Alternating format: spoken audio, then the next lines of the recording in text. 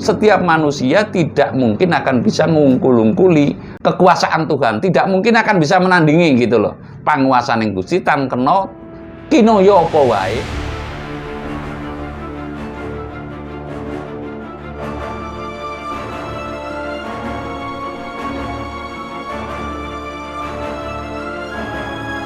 Ingin menandingi dan ingin menguasai dunia. Nggak ada yang bisa menguasai dunia kecuali Tuhan Yang Maha Esa.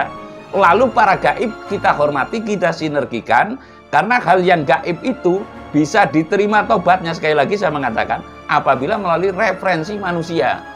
Mohon maaf ya, oleh bangsa Cina, bahwasanya ambisi untuk menguasai dunia, menakar dunia ini, menakar anugerah Tuhan ini dengan teknologi dan uang, semestinya ada. Salam mulia Mbah. Niki tesi nglajengaken konten perange Indang Danyang Surya Ndadari, indange Kaki Semar Badranaya kalih indange Cahyo Ndadari, indange Kaki Togog kalih indange Betara Guru. Lah Indang Cahyo Ndadari niku ngindangi bangsane wong Landa, arep Landa Amerika, Landa Eropa, kalian wong Timur Tengah, Asia Selatan ini. Lah niki perang pun dimulai, Mbah. Wingi ya Alaska ya ana gempa wolu, ana sing banjir Bangladesh, Pakistan. Eropa pun komplit. Nah, niki kula tak ndongeng Cina, Mbah, sing diindangi Antogo, anu Cahyo Ndadari. Sing luar biasa niku bahwa ke depan 20 tahun lagi visinya pemimpin Cina itu militer Cina adalah militer dunia, ekonomi Cina adalah ekonomi dunia. Nah, tahun 2020 terbukti bahwa produk domestik bruto Cina niku sudah mengalahkan produk domestik bruto Amerika, Mbah. Nah, Cina niku pun bangun One Belt, One Road, Mbah. Mengulangi kejayaan jalur sutra. Nah, pitakenane kula, Mbah. Niku bar wingi Cina diserang banjir, ing janan luar biasa, kok diserang malih kalih angin ribut sing gawa pasir, ning jenenge badai pasir Infa. Lah kula tak takon niki, janjane dadi wontene kedadosan teng Cina kaya niku anu kepripun niku jae. Coba Mbah dipun wedharaken pandangane jenengan dari sisi spiritual, dari sisi metafisik terkait bencana yang terjadi khususnya di Cina.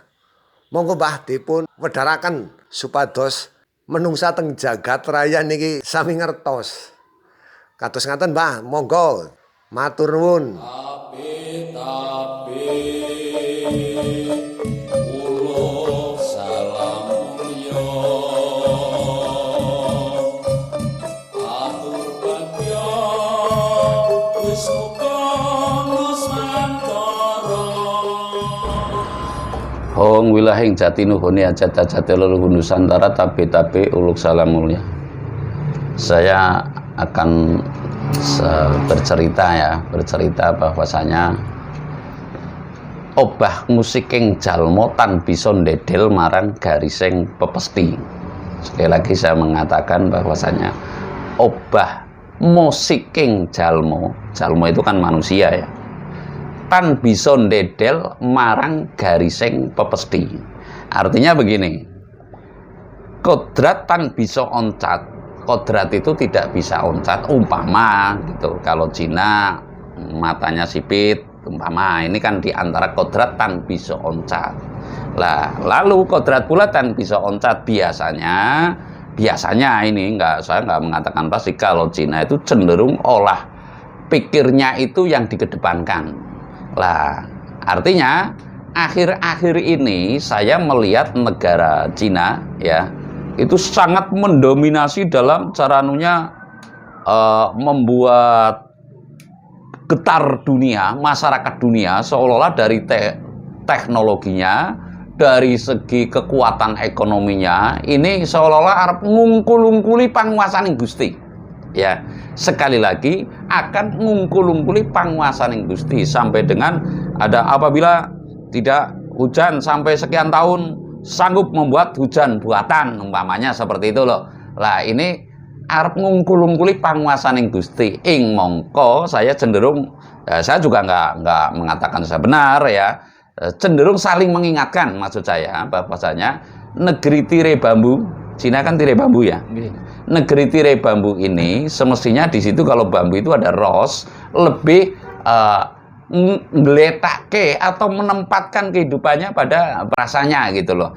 Jadi setiap manusia kan cara istilah Lagon Banyumasan itu menungsa titahe ngalah ditinggal podo apote. Artinya di sini yang dinilai adalah kepribadiannya toto sing rasa. Artinya sekali lagi saya ingin mengingatkan, saya tidak mengkutuk bahwasanya itu saya tidak bersyukur, apalagi bersyukur ya Cina itu terterjang badai, tapi kita saling mengingatkan jangan sampai ngungkul-ungkuli panguasaning Gusti. Ya, sekali lagi, obah musik yang jalmotan bisa ndedel marang garis yang pepesti, kodratan bisa oncat. Artinya, kalau kodratnya Cina itu semestinya, mohon maaf cara anunya, membangun ekonomi, namun ekonomi yang sehat, yang seolah-olah tidak akan menguasai dunia, karena dunia ini dikuasai oleh hal yang gaib dan yang maha gaib. Sekali lagi saya menyatakan hal yang gaib itu para makhluk Tuhan yang bersifat gaib tidak bisa dituduh dengan mata wadak. Maha gaib itu Tuhan yang Maha Esa. Artinya setiap manusia tidak mungkin akan bisa ngungkul-ungkuli kekuasaan Tuhan. Tidak mungkin akan bisa menandingi gitu loh. Panguasaan yang Gusti tan kena kinoyo apa wae tidak bisa disangka-sangka. Lah ini terkait dengan badai namanya badai infa ya kalau nggak keliru atau badai pasir ya. Ini kan setidaknya rasa ternyuh itu harus ada. Rasa ternyuh dalam arti kenapa saya telah melogikakan kehidupan seolah-olah Tuhan itu menjadi teman saya atau bapak saya atau saudara kita gitu ya. Taruhlah orang yang seolah-olah paling dikasihi, seolah-olah tidak ada nada kualat utamanya kebendu. Kok kenapa tiba-tiba terjadi yang demikian? Lah ini saya cenderung mengatakan bahwasanya pembalasan itu pasti ada. Pembalasan itu hak mutlak di tangan Tuhan. Artinya ini sifatnya rahasia. Kan tidak ada ini nih perkiraan bahwasanya saya membangun ekonomi nanti kan lajunya seolah-olah cenderung kepada pikiran saja. Nah, saya mengatakan bahwasanya obah musik yang jalmotan bisa ndedel marang garis yang pepesti. Jikalau kemarin habis diterjang banjir dan lalu dengan badai infa ini atau badai pasir, lalu kira-kira terkoyak nggak perekonomian? Lah kalau ini berkelanjutan artinya tanpa ada etika dan estetika terhadap kekuasaan Tuhan, niscaya nanti akan lebih ada hal-hal yang lebih parah daripada itu. Karena selama ini Cina inginnya membuat terkagum-kagum dunia yang selama ini, mohon maaf juga, Amerika sendiri menjadi adik kuasa, seolah ini ingin menandingi dan ingin menguasai dunia. Nggak ada yang bisa menguasai dunia kecuali Tuhan yang Maha Esa. Lalu para gaib kita hormati, kita sinergikan, karena hal yang gaib itu bisa diterima tobatnya. Sekali lagi saya mengatakan, apabila melalui referensi manusia. Itulah makna menurut saya hakikatnya manusia adalah pemimpin di muka bumi ini. Artinya mengajak seluruh makhluk untuk beriman dan bertakwa. Tidak ada lain dan tidak bukan, sebisa asanya. Kalau menghindari salah pun tidak bisa, menghindari benar pun tidak bisa, namun nilai ketakwaan. Artinya begini, janganlah anugerah Tuhan semata-mata akan diukur dengan materi saja. Sekali lagi, janganlah anugerah Tuhan akan diukur dengan materi saja. Artinya kita pun ini, bangsa kita pun juga sedang lalai, Mas. Bangsa kita sedang lalai, artinya segala sesuatu. Kalau dulu leluhur kita, saya ya terutama itu, saya mengalami bahwasanya kamu menanam pisang, iya. Kalau menjual itu ya jangan nyang-nyangan, pamali gitu loh. Ya kira-kira patutnya berapa, kamu yang bisa jual lagi, saya pun juga ada imbal setimpal dalam menanam ini. Lah ini kan patutnya berapa pantasnya. Lah kalau dikuasai dengan ibaratnya, wah enggak, ibaratnya kan ada orang yang ngundil kalau istilah Banyumas itu. Yang ngundil sekali lalu ini 10.000, ini apa? Ini sudah mengukur dengan anugerah Tuhan yang Maha Esa, siapa yang bisa bikin pisang umpamanya begitu loh. Kan nggak ada. Lah kita tinggal menikmati pohon pisang pun itu tidak minta upah dalam ngeden-ngeden ngetoke buahnya taruhlah dengan ya buahnya, lalu jam berapa dia membesar kita juga nggak tahu, kita lalu mengukur dengan nilai uang. Lah kira-kira ada ketersinggungan nggak ini dari pohon pisang terhadap manusia dan sebaliknya begitu loh. Ini sebuah hal tata rasa yang semestinya digali lebih jauh, lebih lanjut oleh mohon maaf ya, oleh bangsa Cina, bahwasanya ambisi untuk menguasai dunia, menakar dunia ini, menakar anugerah Tuhan ini dengan teknologi dan uang, semestinya ada cek kontrol begitu loh. Cek kontrol, saya tidak mengatakan bahwasanya itu adalah bala atau ibaratnya musibah atau taruhlah saya menghujat dan sebagainya, mengkutuk bahwa rasain loh, intinya kan begitu. Saya nggak demikian, namun cenderung kepada tata rasa bahwasanya kita sebagai bangsa yang besar kedepankanlah lebih kedepankanlah tata krama, jangan sampai mengedepankan logikanya lalu ingin menguasai dunia semata-mata mohon maaf dengan materi, dengan kekuatan teknologi, senjata dan sebagainya. Niscaya apabila demikian akan menjadi negeri yang terkapar. Cina ini pernah menjadi negara miskin loh Mas. Iya kan? Tahun 80-an ini pernah menjadi negara miskin lah. Dengan teknologinya dianggapnya akan program sekarang ibaratnya jalur sutra itu. Oke. Ya, membangkitkan ekonomi. Iya, membangkitkan jalur sutra dan sebagainya. Ini bagus lah. Namun jangan menuhankan ekonomi dan teknologi yang saya maksud ya.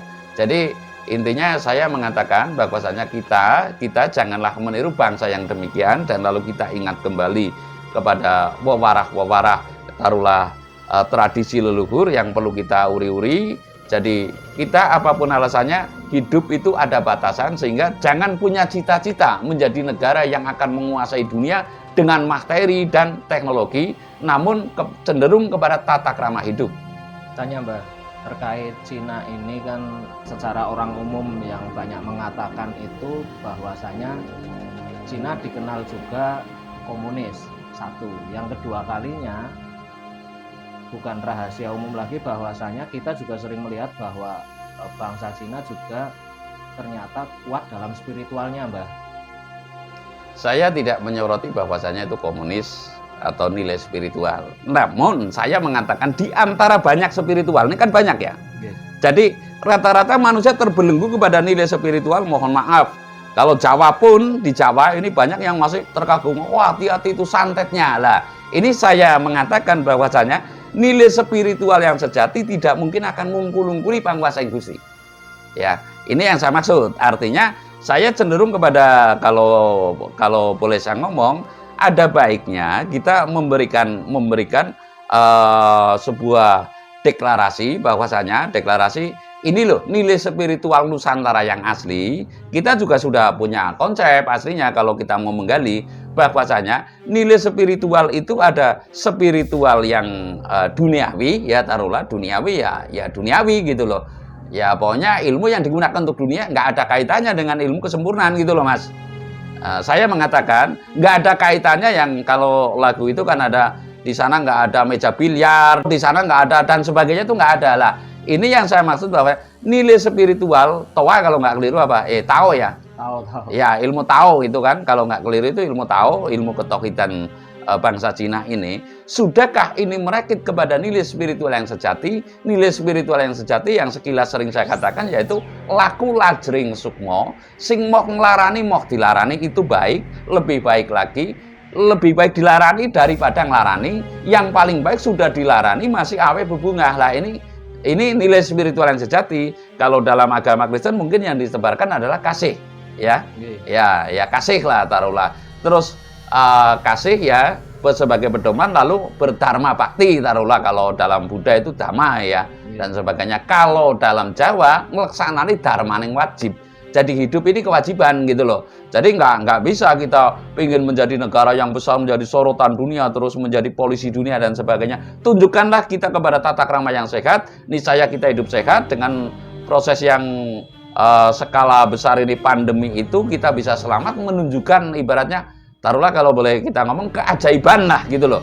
Keajaiban sebagai bangsa yang bisa mengatasi pandemi dengan cara yang terbaik, dengan kekuatan alam ini saya yakin ada tolak balak tertentu, baik itu kunir apu, baik itu apa, itu ada. Jadi intinya saya mengatakan janganlah menjadi bangsa yang ngungkul-ungkuli, yang nantinya siku denda atau sikulan bendu itu akan terjadi pada bangsa kita.